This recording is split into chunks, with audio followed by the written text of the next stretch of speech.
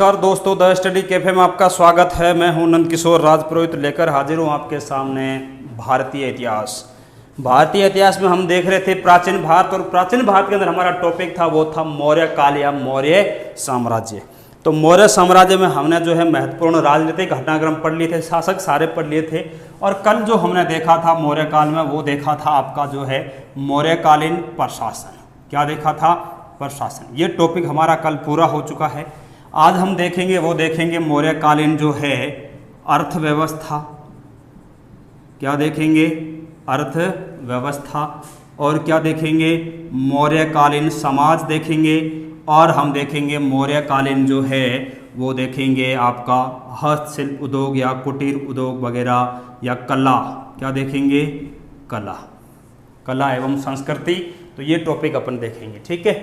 तो प्रशासन, अर्थव्यवस्था, खैर उद्योग वगैरह इसमें आ जाएंगे। इसमें सामाजिक संरचना देखेंगे, इसमें अपन कलाएं देखेंगे, मौर्य काल में क्या क्या चीज़ें निर्मित हुई थी। तो सबसे पहले तो तमाम लोगों को मेरी तरफ से जो है सांध्यकालीन नमस्कार। और आप लोग जितने भी लोग लाइव हैं उससे कम अभी तक लाइक्स हैं, तो फिर प्लीज़ पहले लाइक्स कर दीजिए, फटाफट बढ़ा दीजिएगा।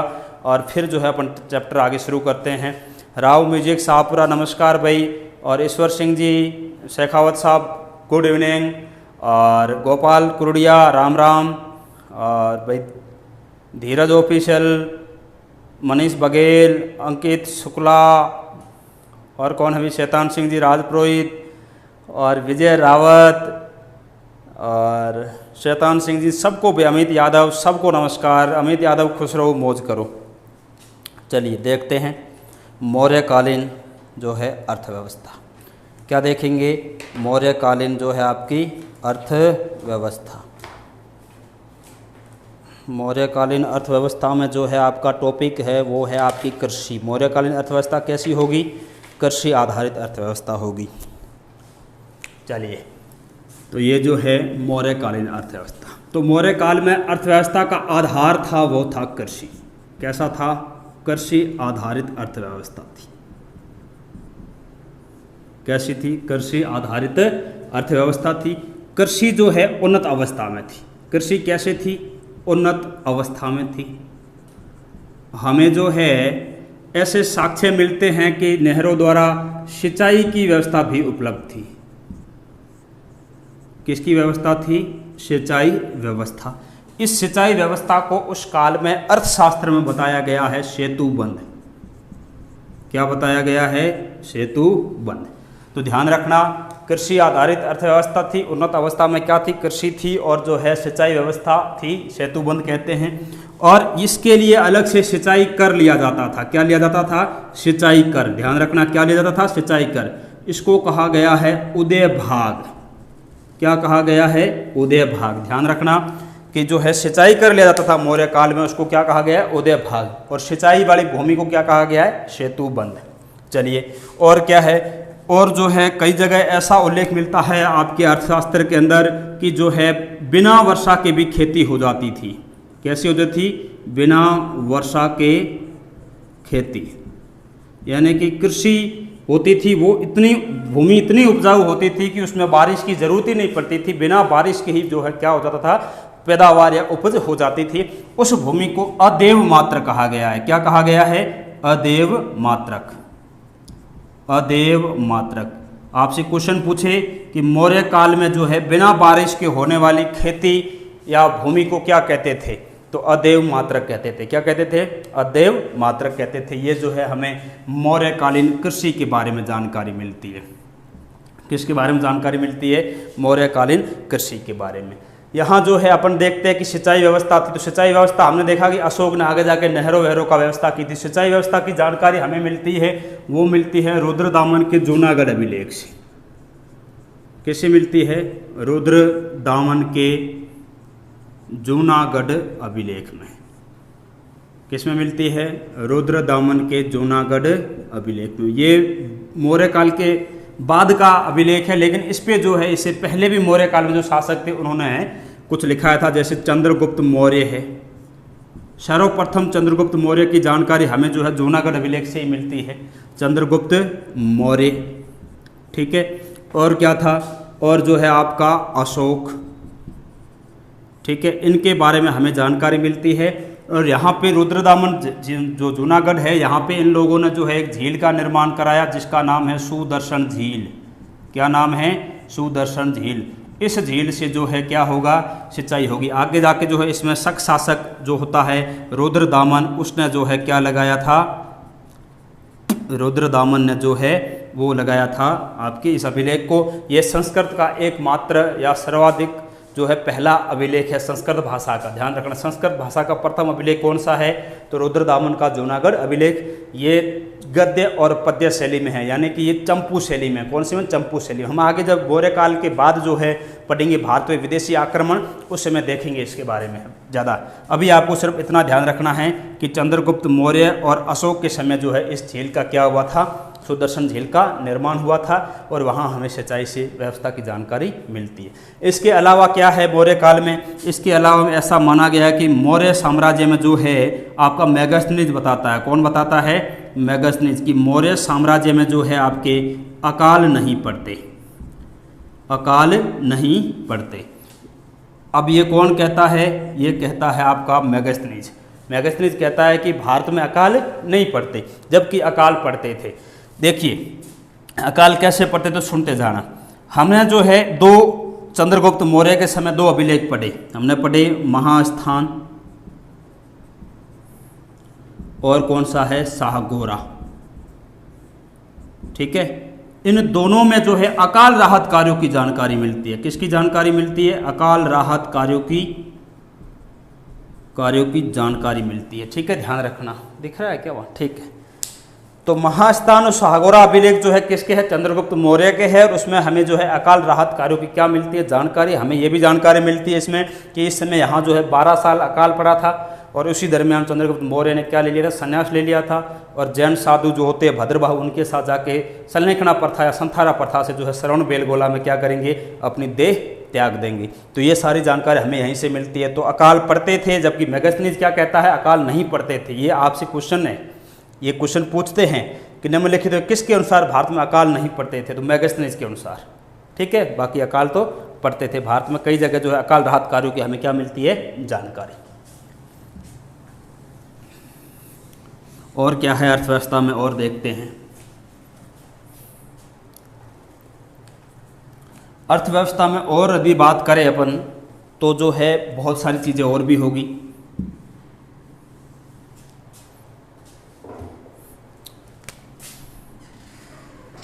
इस समय जो है व्यापार वाणिज्य जो है उन्नत अवस्था में था। क्या था?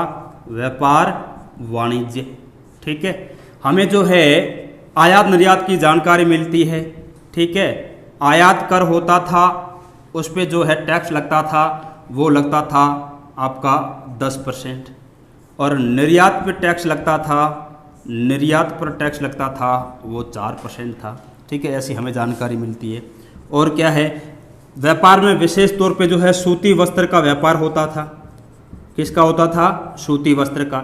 और ये निजी हाथों में था। कैसे था? निजी हाथों में, यानी कि व्यापारी वर्ग के हाथों में इसका व्यापार था।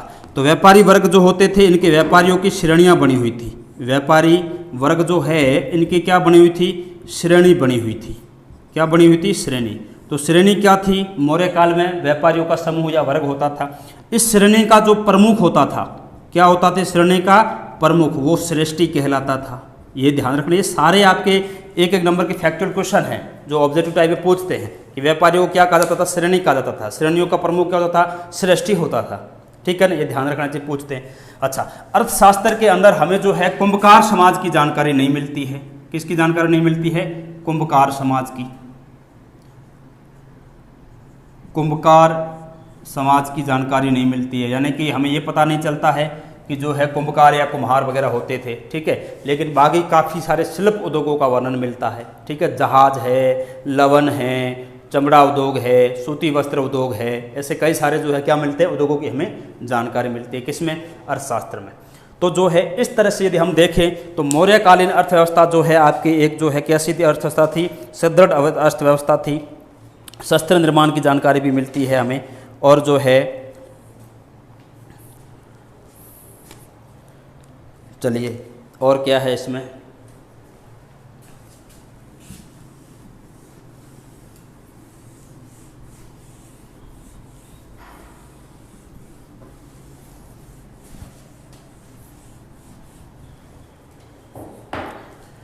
इस काल में जो है मुद्रा का प्रचलन हो गया था। किसका हो गया था? मुद्रा का।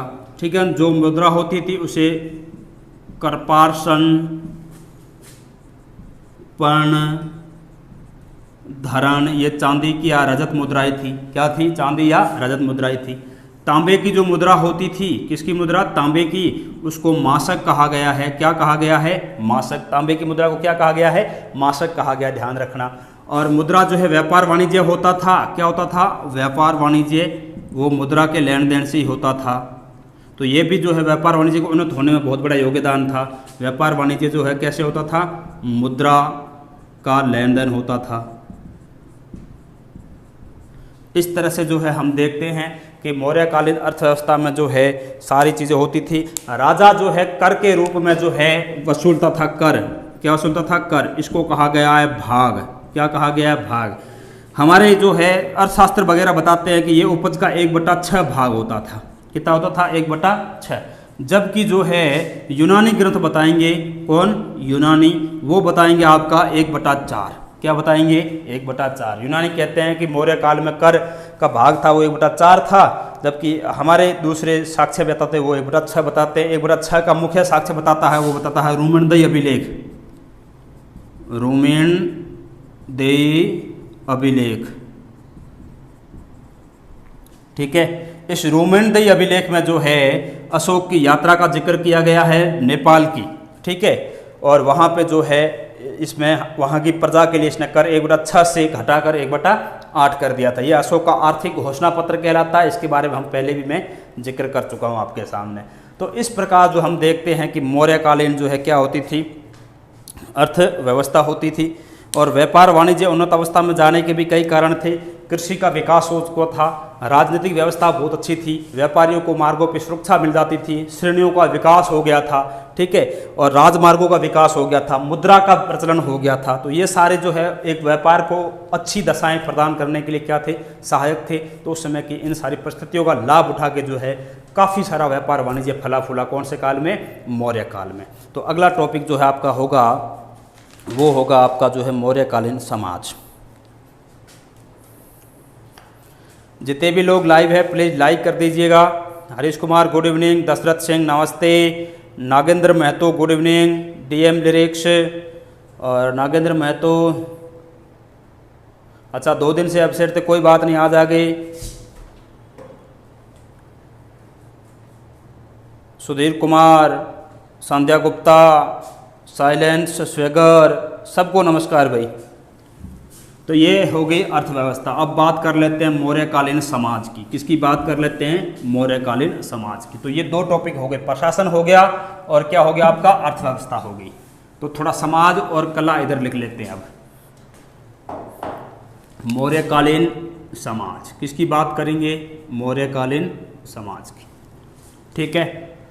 और फिर हम बात करेंगे मौर्यकालीन अर्थव्यवस्था की, कला एवं संस्कृति की। हालांकि कला संस्कृति आप कह सकते हैं, संस्कृति समाज अपन पढ़ रहे हैं, वैसे तो एक ही है, कोई दिक्कत नहीं है, फिर भी देख लेंगे जो भी होगा इसमें। देखते हैं समाज, समाज में देखते हैं वही सेम। आपने यदि उत्तर वैदिक काल पढ़ा है तो आपको पता होगा समाज 4 वर्णों में जो है विभाजित था। कितने वर्ण थे? 4 वर्ण थे, ठीक है। 4 कौन कौन से वर्ण होंगे? वही क्षत्रिय, आपके ब्राह्मण, क्षत्रिय, वैश्य और शूद्र, ठीक है। ये 4 ही वर्ण थे। हालांकि बौद्ध धर्म आ गया था, उसके बाद भी समाज जो है स्पष्ट कितने वर्णों में था? 4 में था। चलिए, और क्या था? समाज में गतिशीलता नहीं थी। गतिशीलता हमें देखने को नहीं मिलती है समाज में, गतिशीलता नहीं मिलती, ठीक है, ध्यान रखना। और क्या है? और हम देखते हैं कि जो है अंतरजातीय विवाह को टाला जाता था।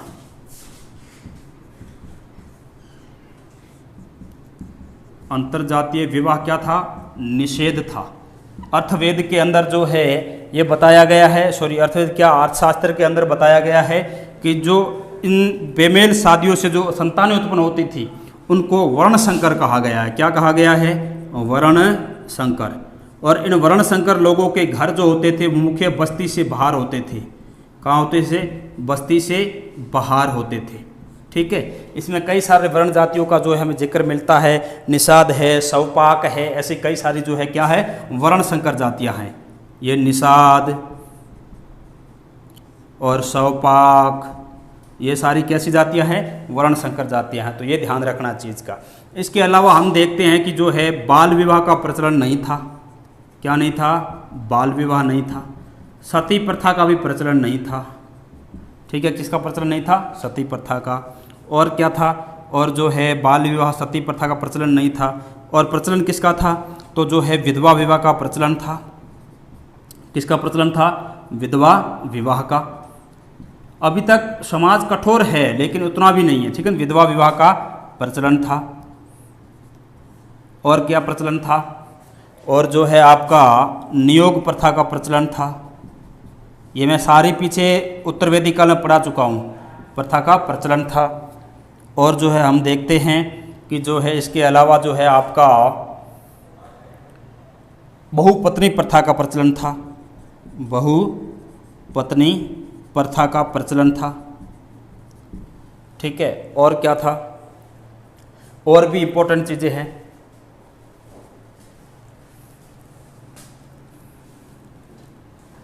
इधर लिख देते हैं कुछ पॉइंट। ये पॉइंट मिटा देते हैं ताकि समझ में रहेगा। वेश्यावृत्ति का प्रचलन था।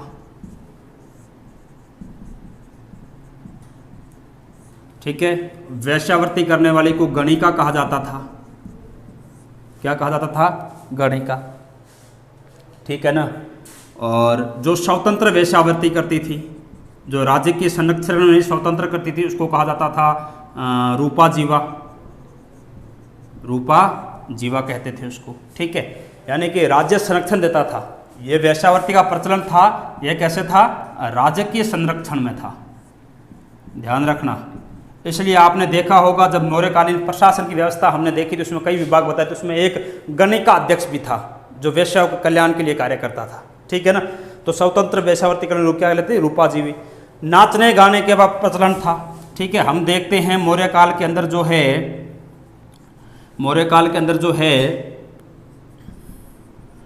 नाचने गाने का प्रचलन था। ठीक है, नाचने वाला यदि पुरुष है तो उसको रंगोपजीवी कहा जाएगा। क्या कहा जाएगा? रंगोपजीवी। और यदि वही स्त्री है नाचने वाली तो वो रंगोपजीविनी कहलाएगी।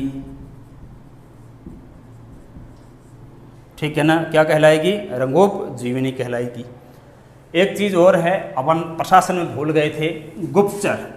मैं यहाँ प्रशासन की बात कर रहा हूँ। जो गुप्तचर होते थे इनको मौर्य काल में गूढ़ पुरुष कहा गया है। क्या कहा गया है? गूढ़ पुरुष। ये दो प्रकार के होते थे। कितने प्रकार के? दो। एक होंगे संस्था, एक होंगे संचार।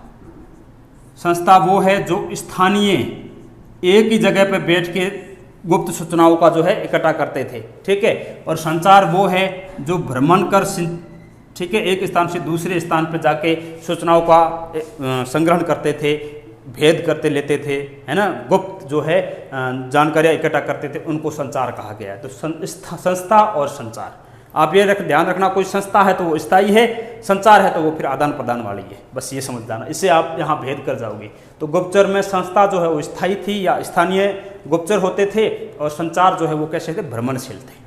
चलिए, तो ये नाचने गाने का प्रचलन था। और पुरुष को रंगोपजीवी, स्त्री को क्या कहा जाता था? रंगोपजीविनी। ठीक है, या जीवनी। रंगोपजीवनी, जीवनी की बजाय जीवनी कर दो, रंगोपजीवनी। ठीक है। इस तरह से हम देखते हैं कि मौर्य काल में जो है ये सारी चीज़ें जो होती थी। अब एक बहुत ही इम्पोर्टेंट चीज़ पूछते हैं, वो ये है कि मेगास्थनीज के अनुसार जो है भारतीय समाज कितने भागों में विभक्त था। मेगास्थनीज हमारे समाज की बात करेगा, वो करेगा 7 प्रकार के। कितने प्रकार की करेगा? 7 प्रकार की।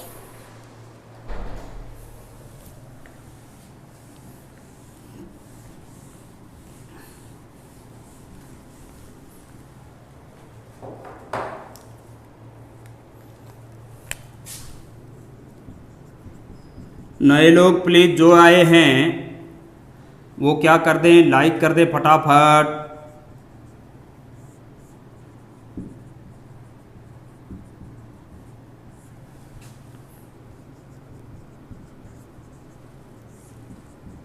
मैगस्थनीज के अनुसार भारतीय समाज। ठीक है, मैगस्थनीज भारतीय समाज क्या बताया? पूनम सिंह जी नमस्कार, Babu Saheb good evening, Jitendra Kumar good evening, Rajnish Kushwaha good evening, Sujeet Rawat good evening, और ultimate duty sir Ram Ram भाई राम राम। अजीत कुमार कब से क्लास है? 5 बजे से होती है और डेली रहती है 5 बजे।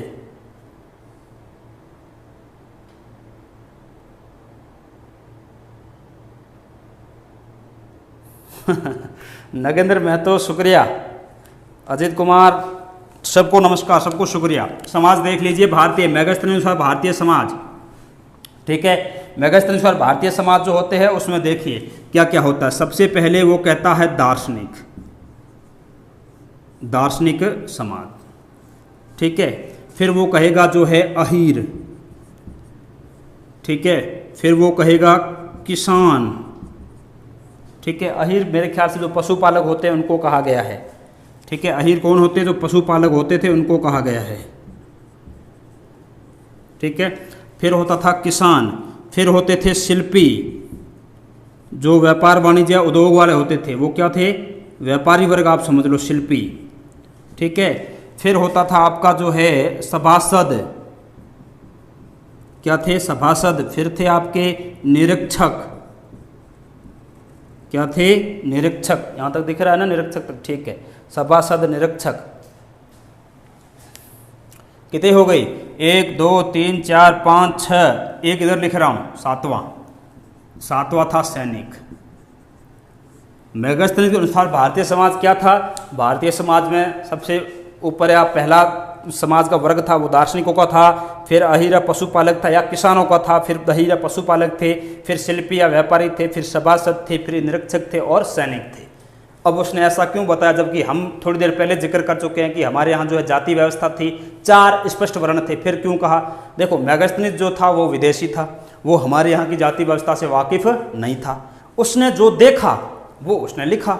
उसने देखा कि कुछ लोग जो है साधना करते हैं, दाढ़ी वाड़ी बढ़ाए हुए, साधु टाइप बने हुए हैं, उनको देखा तो वो लिखते रहते ग्रंथ वगैरह। उसको लगा कि ये क्या है? यहाँ के दार्शनिक है। तो साधु संतों को उसने क्या कह दिया होगा? दार्शनिक कह दिया होगा। खेती बाड़ी करने वाले अपने आप किसान ही होते तो उसने क्या कह दिया होगा? किसान कह दिया होगा। जो पशुपालन करते उसको अहीर या पशुपालक कह दिया उसने। ठीक है, फिर उसने देखा कि कुछ लोग बर्तन बनाते हैं, व्यापार वाणिज्य करते हैं, उसको शिल्पी या व्यापारी कह दिया।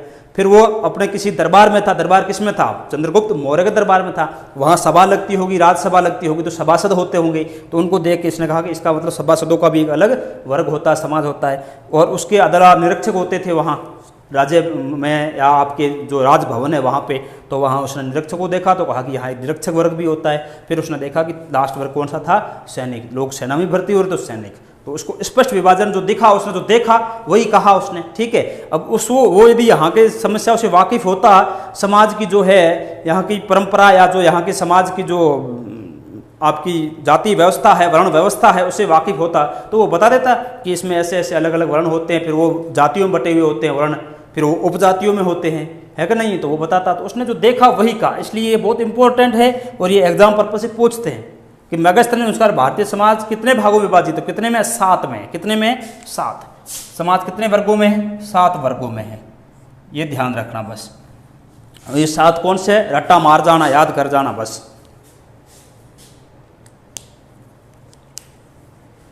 ठीक है, चलिए। तो ये जो है मैगस्थनी बताता है हमारे यहाँ।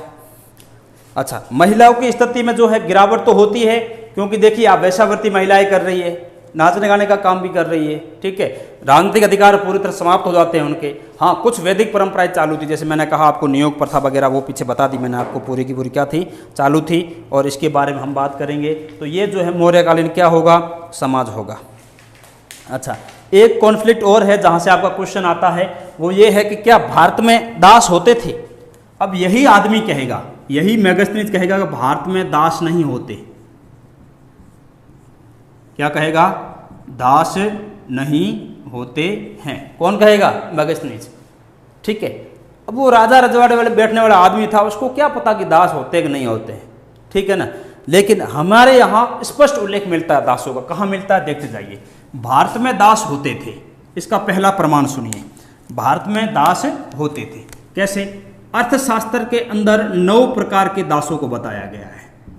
अर्थशास्त्र में कितने प्रकार के? 9 प्रकार बताएं दासों के। अर्थशास्त्र में दासों के कितने प्रकार बताए हैं? 9 प्रकार। इवन वैदिक परंपरा से दस्यु या दास हम पढ़ते थे, आपको पता उत्तर वैदिक काल में भी, ठीक है। तो अर्थशास्त्र के अनुसार 9 प्रकार के दास थे। हमने देखा कि बौद्ध संघ जो होता था, आगे मैं आपको बौद्ध धर्म बताऊंगा तो उसमें संघ पढ़ाऊंगा, संघ धर्म क्या है वो सारा। तो बौद्ध संघ में जो है दासों का प्रवेश वर्जित था। दासों का प्रवेश क्या था? वर्जित था। यानी दास जो होते थे, दास है कोई अंग विक्षित है, जैसे किसी की आंख नहीं है, हाथ नहीं है, ठीक है, कोई चोरी करता है, बालक है, तो वो बौद्ध संघ में प्रवेश नहीं कर सकता। ये बौद्ध संघ के नियम थे, ठीक है, लेकिन जाति पाति नहीं थी, ठीक है। तो बौद्ध संघ में दासों का प्रवेश क्या था? वर्जित था। इसका मतलब दास होते थे तभी तो दासों का प्रवेश वर्जित था उसमें, ठीक है। और हमें कहाँ साक्ष्य मिलते हैं?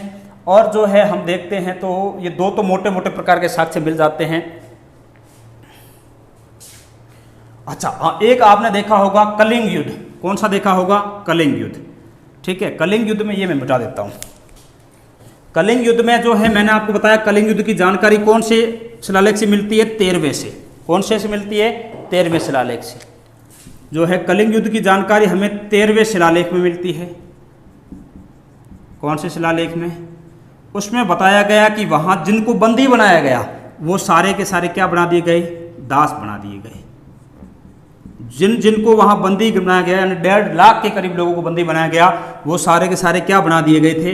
दास बना दिए गए थे, ठीक है। तो ये जो है हमें पता चलता है, और इसमें हमें यह भी पता चलता है कि पहली बार दासों को बड़े पैमाने पे जो है उत्पादन कार्यों में लगाया गया था। बड़े बड़े जंगल साफ कराए गए, मैदान बनाए गए और वहाँ से बड़े बड़े कृषि कार्य किए गए। तो वहाँ से मौर्य लोगों को या मौर्य शासकों को जो है बहुत बृहद पैमाने पर, बड़े पैमाने पर उत्पादन कार्यों में लगाने से जो है कृषि की क्या हुई? अधिक या अधिक के उत्पादन प्राप्त हुआ, ठीक है ना। तो ये सारी जो है, यानी मौर्य अर्थव्यवस्था में दासों का बहुत बड़ा क्या रहा है? योगदान रहा है। कहने का मतलब यही है। तो दास नहीं होते थे, ये कौन कहता है? मैगस्थनीज कहता है। लेकिन हमारे पास पर्याप्त साक्ष्य है कि भारत में दास प्रथा का प्रचलन था। तो ये था आपका समाज। अब अपन पढ़ लेते हैं कला और संस्कृति।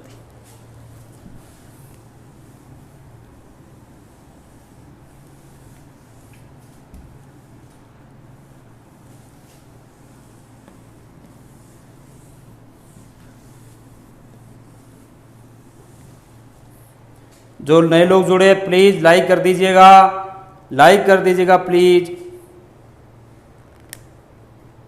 भूमिकी कुमार नमस्कार, राज नमस्कार, राकेश कुमार हर हर महादेव, योगेश कुमार गुड इवनिंग, दीपक जैन नमस्कार। सुनिए, अब अपन देखते हैं मौर्यकालीन कला एवं संस्कृति।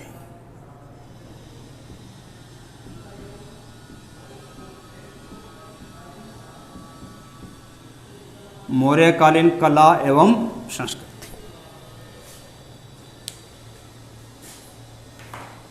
देखो, यूनानी इतिहासकार जो होते हैं, यूनानी लोग जो होते हैं, उन्होंने अपने इतिहास में पाटलिपुत्र को जो है, पाटलिपुत्र को जो है क्या कहा है? पालीब्रोथा। पालीब्रोथा कहा है। क्या कहा है? पालीब्रोथा कहा है। एक और नाम मिलेगा, वो है पालीबोथलस।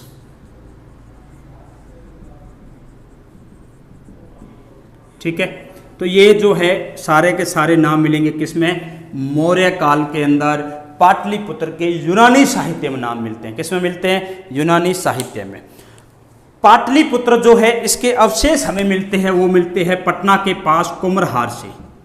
पटना के पास कुम्भरहार से जो है, पटना के पास कुम्भरहार से अवशेष मिलते हैं। यहाँ से जो है खुदाई में बहुत बड़ा लकड़ी का जो है क्या मिला है? हमें महल मिला है, और उस महल में जो है जिक्र साम्यता बिठाई गई है वो पाटलिपुत्र से बिठाई गई, जो मौर्य साम्राज्य की राजधानी थी। अब इस पाटलिपुत्र की जो है मेगास्थनीज भी क्या करेगा? तारीफ करेगा। मेगास्थनीज क्या करेगा? मेगास्थनीज जो है नगर नियोजन की जानकारी देगा। इसमें हमें क्या देगा? नगर नियोजन की जानकारी, मेगास्थनीज क्या देगा, नगर नियोजन की जानकारी, और मेगास्थनीज जो है उस समय के बने हुए राजप्रसादों की तारीफ करता है। राजप्रसादों की क्या करता है, तारीफ करता है। कौन करता है, मेगास्थनीज। एक इतिहासकार हुए हैं एरियन, ठीक है, वो एरियन कहेगा कि जो है, कौन कहेगा, एरियन। एरियन जो होता है यूनानी इतिहासकार, वो एरियन कहेगा कि पाटलिपुत्र या मगध के राजप्रसाद जो है वो एक बतना एवं सूसा के महलों से भी भव्य है। सूसा के महलों से भी भव्य, वो इसलिए एक बतना और सूसा है, ये दोनों है ईरान के। कहाँ के हैं, ईरान, फारस, ठीक है, दिख रहा है ईरान इधर लिखा हुआ, ठीक है, ईरान या फारस दिख रहा है पता नहीं, ठीक है। ईरान या फारस के महलों से भी क्या बताया है, भव्य बताया है, ठीक है। जब चीनी यात्री युवान फाहयान जो आता है भारत यात्रा पे, ठीक है, तो वो कहता है, उसको भी अवशेष दिखे थे, तो फाहयान कहता है कि इसे जो है देवताओं ने बनाया था। युवान चौन हैंसवांग हर्ष के समय आता है, फाहयान चंद्रगुप्त के समय आता है, गुप्त शासक होते हैं उनके समय। तो फाहयान कहता है कि ये मौर्य प्रसाद जो है, मौर्य प्रासाद जो है वो किसने बनाया है, देवताओं द्वारा निर्मित है, यानी इतने आलीशान और भव्य थे, ये हमें जानकारी मिलती है। तो कला और संस्कृति में हमने पहला पॉइंट देखा, वो मौर्य राजधानी देखी और उस राजधानी की भव्यता की बात की। उसकी तुलना किसने की है, एरियन ने। किससे की है, एक बतना एवं सूसा के महलों से तुलना की है। क्लियर है, तो प्लीज लाइक कर दीजिएगा।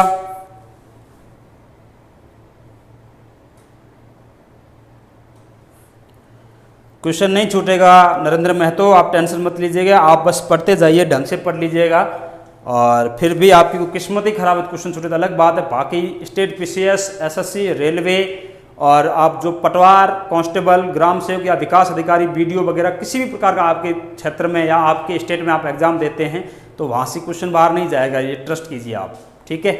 लेकिन फिर भी आपकी किस्मत, कई बार क्या होता है, आदमी की किस्मत खराब होती है तो ऊँट पे बैठा हुआ होता है, तब भी जो है उसे कुत्ता काट लेता है, कितना हाइट में होता है तब भी। तो वो एक अलग बात है, कोई क्वेश्चन ऐसा आ जाए जो शायद मेरे से छूट गया, मैं नहीं करवा पाया हूँ, बाकी ऐसी कोई संभावना नहीं है, ठीक है, तो ये ध्यान रखना।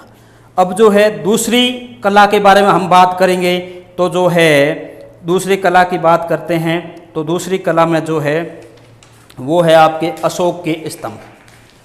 ये अशोक के स्तंभ जो है भारत में उस समय तत्कालिक राजनीतिक, सामाजिक और आर्थिक स्थिति को, जनता को जो है नैतिक आचरण या संहिताएं सिखाने के लिए, उनमें नैतिकता का विकास करने के लिए, राजा आज्ञाएं जो होती थी उनको मानने के लिए जो है क्या स्वतंत्र रूप से पूरे देश में लगाए गए थे। तो जो है इस तरह से अशोक के स्तंभ भी जो है कहीं न कहीं मौर्य कला का एक उत्कृष्ट नमूना है। तो अशोक के स्तंभों की बात करते हैं, इनकी संख्या कुल 40 है। कितनी है, 40 है। अशोक के स्तंभों की कुछ खासियतें थी, जैसे देखिए वो जो है स्वतंत्र रूप से लगाए गए हैं। कैसे लगाए गए हैं, स्वतंत्र रूप से लगाए गए हैं, ठीक है। और क्या है, और ये जो है एकाश्म पत्थर है। कैसा पत्थर है, एकाश्म पत्थर है, एक ही पत्थर को लिया गया है और ये एकाश्म पत्थर है। और कैसा है, ये पत्थर जो है पॉलिशदार है। कैसा है, पॉलिशदार है, ठीक है। और क्या है, ऐसा माना जाता है कि ये पॉलिशदार या एकाश्म पत्थर है वो बलुआ, चुनार का बलुआ पत्थर है, यूपी के आसपास वाला चुनार का बलुआ पत्थर, ठीक है। और क्या है, और इनमें जो है एकाश्म पत्थर है, तो इसमें जो है स्तंभ के ऊपर, स्तंभ के ऊपरी भाग में घंटेनुमा आकृति है। क्या है, घंटेनुमा आकृति है। इसी में जो है इस घंटेनुमा आकृति है, इसमें उल्टी कमल की आकृति बनी हुई है। कैसे आकृति है? उल्टी कमल की आकृति बनी हुई है। क्या बनी हुई है? उल्टी कमल की आकृति बनी हुई है। उल्टी कमल की आकृति, जैसे सपोज कीजिए ये स्तंभ लगा दिया। क्या लगा दिया? स्तंभ। यहाँ जो है क्या होगा? यहाँ से जो है आपका उल्टा कमल की आकृति होगी ऐसे, ठीक है, ऐसे। और फिर ये ऐसे पत्थर है, इसके ऊपर किसी न किसी पशु आकृति होगी। क्या होगी? पशु की आकृति होगी। तो ध्यान रखना, सबसे ऊपर स्तंभ में क्या है? पशु आकृति का अंकन है। अब सब में अलग अलग पशुओं की आकृति का अंकन है, तो अपन उसके बारे में बात करेंगे। तो देखते हैं कौन कौन सी में है। कुछ पॉइंट है यहाँ देख लीजिए, ये कला संस्कृति का ही पॉइंट है, वैसे इधर लिख देते हैं। सांची एवं सारनाथ, ठीक है। यहाँ जो है आकृति है वो सिंह की आकृति है। कैसी आकृति है? सिंह आकृति है, ठीक है। और क्या है?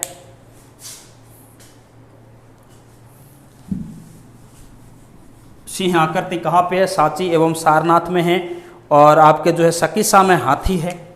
कहाँ पे? सकीसा में जो है आकृति होगी वो किसकी है? हाथी की। एक क्वेश्चन पूछते हैं। और रूमेनदेई में जो है घोड़ा है। और एक ऑप्शन और है आपका, उसमें आपको ध्यान में रखना है, रामपुरवा। रामपुरवा तुम पीछे पढ़ चुके हो मेरे ख्याल से। रामपुरवा और जो है लोरिया नंदनगढ़, लोरिया अरराज, है ना। तो रामपुरवा में जो है क्या है? बैल है। और वापस एक जगह और है, सारनाथ मैंने आपको बता दिया। तो सारनाथ और वैशाली में है। और कहाँ है? वैशाली में। एक फैक्ट रह रहा अपना। तो वैशाली में क्या है? सिंह है। क्या है? सिंह। आकृतियाँ याद कर लेना, रट लेना। सांची, सारनाथ, सा क्या है? सिंह है। बस सा सारे में सही आना चाहिए। स्वर्ण जहाँ है वो सारा एक है। सांची, सारनाथ, सिंह, ठीक है। सकीसा में क्या है? हाथी है। रूमेनदेई में क्या है? घोड़ा है। यानी घोड़ा भागता है, तो अशोक भाग के कहाँ गया था? रूमेनदेई, नेपाल। तो ये ध्यान रखना। रामपुरा में क्या है? बैल है, ठीक है। और वैशाली में क्या है? सिंह है। ये ध्यान रखना। ये कहीं ना कहीं अशोक बुद्ध के जीवन से जुड़ी घटनाएं भी प्रदर्शित करती है। कहीं घोड़ा है और ये जो आपकी बेल है, इस तरह से। तो इस तरह उनका भी किया गया। हालांकि इसका बौद्ध धर्म से कोई लेना देना नहीं है वैसे भी, फिर भी ध्यान रखना।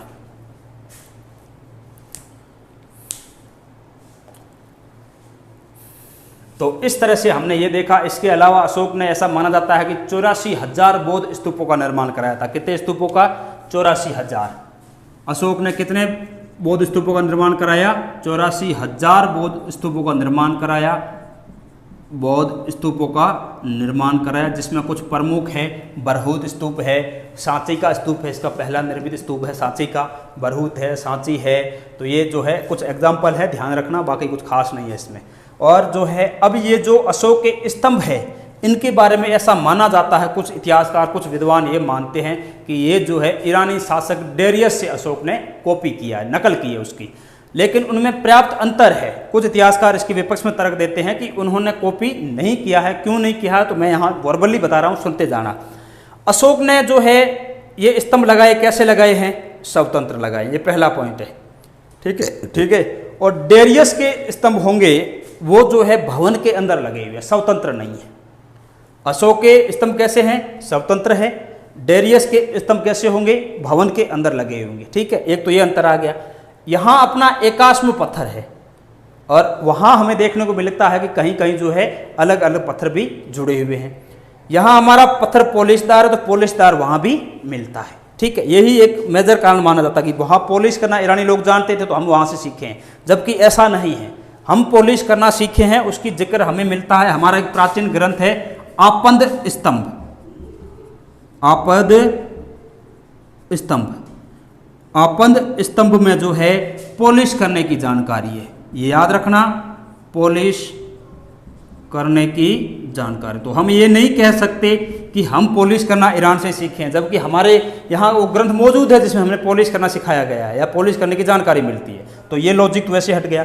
स्तंभ के ऊपरी भाग में घंटेनुमा आकृति है, ठीक है, और यहाँ उल्टी कमल की आकृति बनी हुई। तो वहाँ उल्टा कमल नहीं, वहाँ कमल सीधा है, ठीक है, वहाँ कमल के साथ सीधा है। यहाँ हमें पशुओं की आकृति का अंकन मिलेगा, जबकि वहाँ सब जगह मानव की आकृति है। कैसी आकृति है? मानव की है। और वहाँ जो स्तंभ जो होगा उस स्तंभ में परनाल बनाई गई है पानी उतरने के लिए, जबकि अशोक के किसी भी स्तंभ में ऐसा हमें देखने को नहीं मिलता। तो हम ये नहीं मान सकते कि अशोक ने जो है ईरानी शासक डेरियस से जो है स्तंभ बनाने की कला सीखी या कॉपी की है। एक लॉजिक ये भी देते हैं कि उस स्तंभों में, डेरियस के स्तंभों में उपाधि मिलती है देवनाम पियदसी, वो अशोक ने हूबहू कॉपी की है। ये भी एक लॉजिक माना जाता है। तो ऐसा कहीं भी नहीं है। अशोक लोकप्रिय शासक था और राजा के देवीय सिद्धांत की स्वीकारता थी। राजा देवता का रूप माना जाता था, इसलिए अशोक ने लग दिया अशोक देव पियदसी, देवताओं को प्रिय राजा है जो, ठीक है। तो इस तरह से हम जो है इन लॉजिकों को सिरे से खारिज करते हैं। और राकेश कुमार,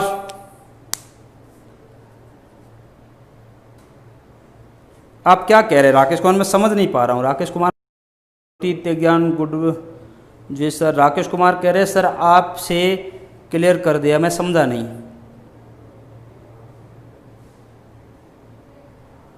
बंसीलाल कुमावत, आशा राणा सर जी हम लेट हो गए, कोई दिक्कत नहीं है, अभी आप लेट नहीं हो, कोई दिक्कत नहीं है, ठीक है।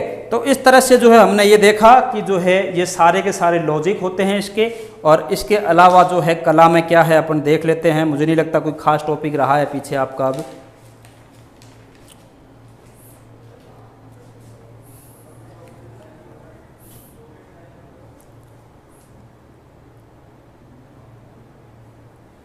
चलिए अब थोड़ा सा कला संस्कृति देखिए कि मैंने कहा कि बुद्ध ने अशोक ने जो है 84,000 बौद्ध स्तूपों का निर्माण कराया।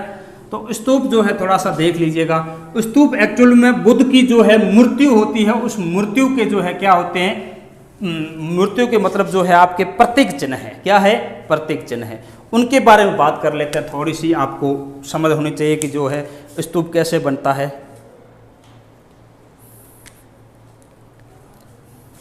तो स्तूप जो होता है, अशोक ने कितने स्तूप बनाए? 84,000 स्तूपों का निर्माण करवाया था।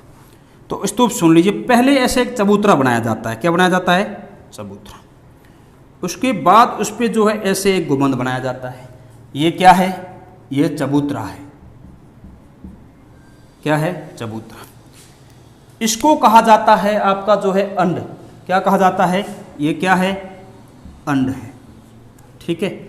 और इसके ऊपर बनाया जाता है ऐसे, इसको कहा जाता है हर्मिका। क्या कहा जाता है? हर्मिका, ठीक है। और इसके ऊपर जो है ऐसे लगाई जाती है, इसको कहते हैं यष्टि।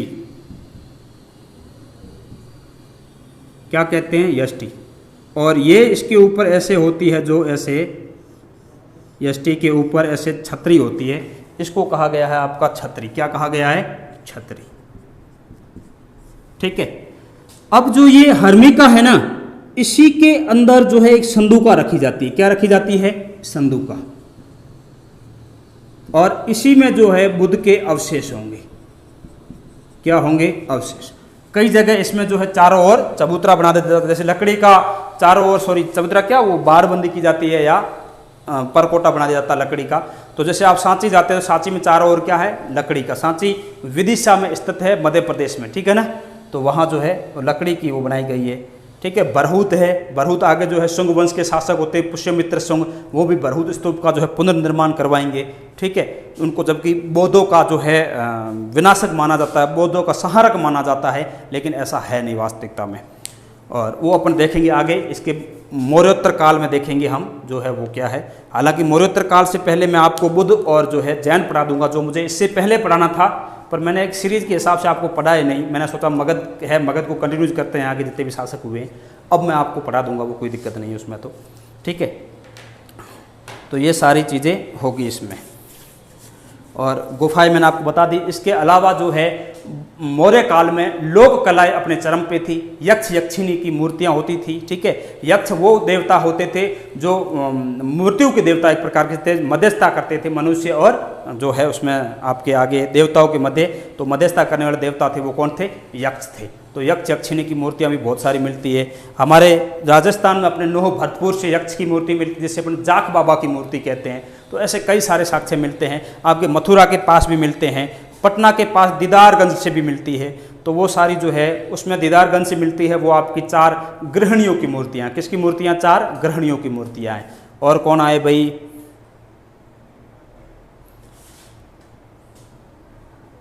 कोई दिक्कत नहीं है सुजीत रावत, आप ऑफलाइन देख लीजिएगा, हमें खुशी होगी आप यदि हमारे से रेगुलर कनेक्ट रहे तो। और मैं पीसीएस तक लेवल का पढ़ा रहा हूँ राकेश, आप निश्चित रहिए, आप पढ़िए यहाँ से बस। राकेश कुमार, पीडीएफ तो नहीं मिल पाएगी क्योंकि मेरे पास ना तो कोई टेलीग्राम चैनल है वगैरह है, बट जो भी है आपका इतना ही है। और ऑफलाइन क्लास देता हूँ, आप घर पे जो है बैठ के इसको नोट डाउन कर लिया करो, लिख लिया करो। और नए लोग जो भी जुड़े हैं प्लीज़ जो है लाइक कर दीजिएगा, फटाक से लाइक कर दीजिए। लाइक बहुत कम है अभी आपके, रोज़ाना 80-90 आप पहुंचा देते हैं, आज तो अभी तक 58-59 लाइक आए हैं। तो प्लीज़ लाइक कर दीजिएगा। और पूजा साहू थैंक यू, आप लोगों को भी थैंक यू यहाँ टाइम देने के लिए, कनेक्ट रहने के लिए। और दूसरी चीज़ ये है कि मैं ज़्यादा मतलब जो होते हैं फ़नी टाइप की टीचर वैसा हूँ नहीं, मैं थोड़ा सीरियस टाइप का टीचर हूँ। मैं सीरियस पढ़ाने में बिलीव करता हूँ और मैं ज़्यादा फालतू की बातें करता नहीं हूँ। तो कई बच्चों को शायद ये पसंद नहीं होगा, इतना गंभीर चेहरा हाव भाव मेरे, लेकिन मेरा यही है कि जो आता हूँ तो आपको जितना समय है उसका पूरा यूटिलाइजेशन कर सकूँ, आपको पूरा समय दे पाऊँ। और सब्जेक्ट रिलेटेड बात करें अपन तो ज़्यादा यूजफुल होगी आप लोगों के लिए। तो आप लोगों का मॉरल सपोर्ट मेरे लिए बहुत मायने रखता है और मैं उम्मीद रखता हूँ आप लोगों से ये कि जो है आप मुझे इस तरह का सपोर्ट देंगे। अधिक से अधिक लोगों को आप इस चैनल को सब शेयर करेंगे। और जो है लाइव स्ट्रीमिंग डेली 5 बजे रहती है, तो आप डेली आया कीजिएगा 5 बजे। मैं आपको पूरी हिस्ट्री करवाऊँगा निसंदेह, और इसी लेवल की करवाऊँगा। कोई 1% भी इधर से हिलने की मेरी गारंटी नहीं जाएगा बाहर। फिर भी बाहर जाता है तो फिर देखो, मैंने जैसा कि कहा कि वो आपकी किस्मत है, बाकी मेरी तरफ से 100% एफर्ट होंगे। तो ये जो है आज की क्लास का खाका था और मैंने आपको लमसम तो सारा करवा दिया, मैंने कुछ छोड़ा नहीं है, कुछ वर्बली चीज़ें भी मैंने बता दी। और अब एक चीज़ और रही है, वो है मौर्य साम्राज्य के पतन। तो मौर्य साम्राज्य का पतन यदि आपको पूछे तो मैं वर्बली बता देता हूँ। एक तो ये कारण माना जाता है कि मौर्य साम्राज्य में जो है अहिंसात्मक नीति अपना ली थी, ठीक है ना। अहिंसात्मक नीति की वजह से जो है कई सारे चीज़ों पर वो नियंत्रण नहीं रख सके, क्योंकि हिस्सा कर नहीं सकते थे। तो जो भी क्षेत्रीय विद्रोह हुए, सामंतशाही में जो चुनौतियाँ दी गई, हालांकि सामंतशाही नहीं थी उसमें, फिर भी जनता ने वगैरह ने, तो वो जो है एक तो उसकी अहिंसात्मक नीति मानी जाती है। दूसरा ये माना जाता है कि उन्होंने ब्राह्मण विरोधी भावनाएं जो अपनाई थी, ब्राह्मणों को दरकिनार करके जो है क्या अपनाया था? बौद्ध धर्म को अपनाया था। वो भी एक कारण माना जाता है, किसमें? वो उनके पतन का कारण माना जाता है। और तीसरा जो है अत्यधिक व्यय की नीति, अशोक वगैरह ने जो है अत्यधिक व्यय किया, तो राज्य की स्थिति जो आर्थिक स्थिति थी वो क्या हो गई? थोड़ी अर्थव्यवस्था डाउन हो गई। ये सारे कारण जो है मौर्य साम्राज्य के पतन के कारण माना जाता है। हालांकि इसके विपक्ष में भी कई सारे तर्क है। जैसे बौद्ध धर्म की बात करता है तो ऐसा कहीं भी उल्लेख नहीं मिलता है कि उसने ब्राह्मणों को दरकिनार किया, ऐसा कहीं नहीं मिलता है। वो धम्म का उल्लेख होता है, जिसमें धम्म में वो कहता है कि ब्राह्मणों को वगैरह को सभी को समान जो है इज्जत देने की बात की जाती है। तो ऐसा कुछ भी नहीं है, लेकिन जो भी है कई सारे विपक्ष में भी पॉइंट है, उतना सारा तो चर्चा अपन यहाँ नहीं कर पाएंगे, लेकिन जितना पॉसिबल है वर्बली इतना आपने समझ लिया। और अब आगे जो है अपन देखेंगे नेक्स्ट क्लास में, ठीक है भैया। तो मिलते हैं कल इसी समय 5 बजे आप लोगों से, और अपन 5 बजे बात करेंगे जो है आपके सामने वो करेंगे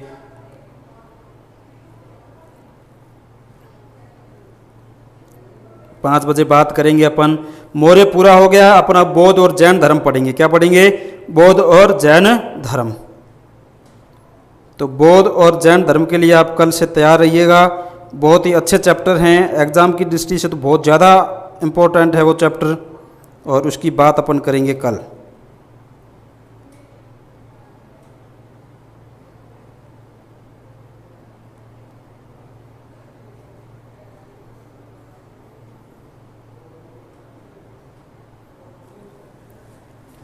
लाइक कर दीजिए नए लोग जो भी अभी तक सिर्फ 2 लाइक बढ़े, लाइक कर दीजिएगा।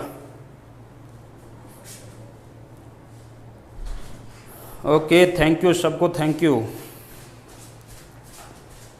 आप सबको थैंक यू। लाइक कर दीजिएगा जो लोग नए आए प्लीज़।